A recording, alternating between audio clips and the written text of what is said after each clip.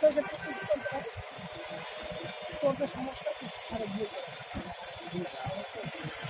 আর যদি কথা না শুনে তারপরে দেখি তারপরে কমপ্লিট করতে আর তো চেষ্টা করছি ভালোভাবে শেখানো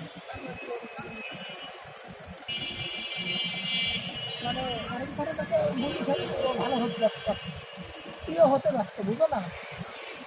সেখানে ভালো আর তার বিয়ে করে সবাই আমরা শুনি সব তোমার এখানে যে নামটা দেখছি টেকনিক্যাল নাম্বার